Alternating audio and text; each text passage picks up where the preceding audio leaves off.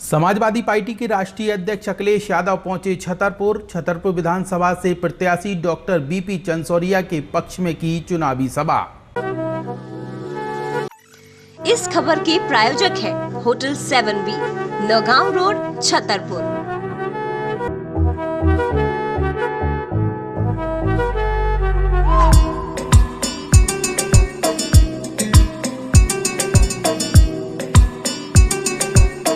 Samajwadi party के राष्ट्रीय अध्यक्ष अखिलेश यादव चुनाव सभा के दौरान मध्य प्रदेश के छतरपुर पहुंचे, जहां पर छतरपुर विधानसभा में यहां पे अपने प्रत्याशी डॉक्टर बीपी चंसोरिया के लिए जनता से वोट मांगे।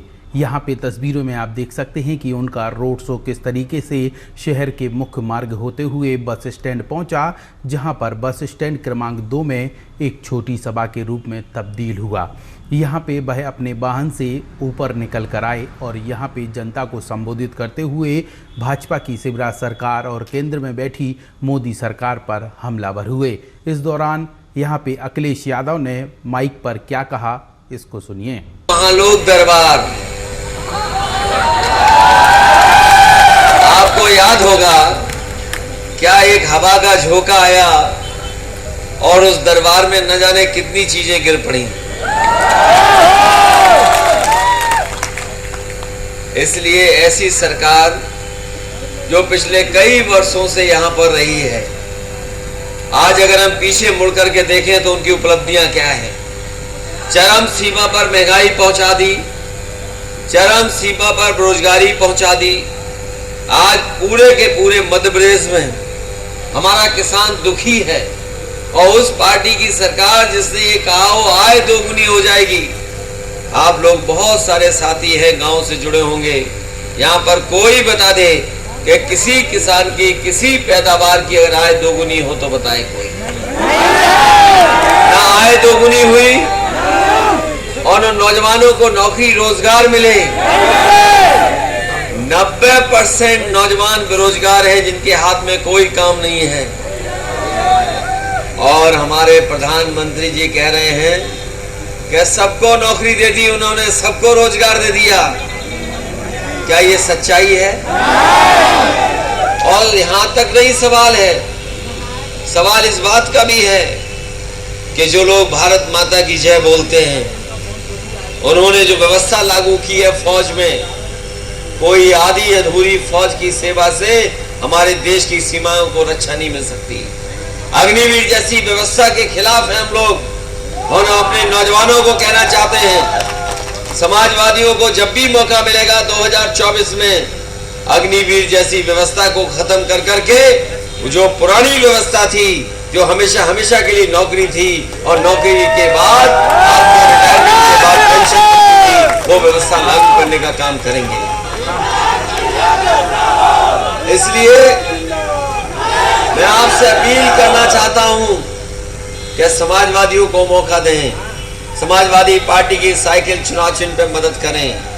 आज हर तरफ महंगाई दिख रही है, बेरोजगारी दिख रही है, किसान हमारा दुखी है और ये भारतीय जनता पार्टी के लोग कह रहे हैं एक बार और इस बार और मौका दे दें। जहां तक हमारे प्रधानमंत्री जी का सवाल है, प्रधानमंत्री जी कल आएंगे, वो याद दिलाएंगे कि उन्होंने कितना काम किया है। करोड़ गरीब गरीबी रेखा से बाहर आ गए हैं। मैं उनसे पूछना चाहता हूं भारतीय जनता पार्टी के लोगों से, अगर 13 करोड़ लोग गरीबी रेखा से बाहर आए हैं तो कम से कम मध्य प्रदेश में 1 करोड़ लोग तो गरीबी से बाहर आ गए होंगे।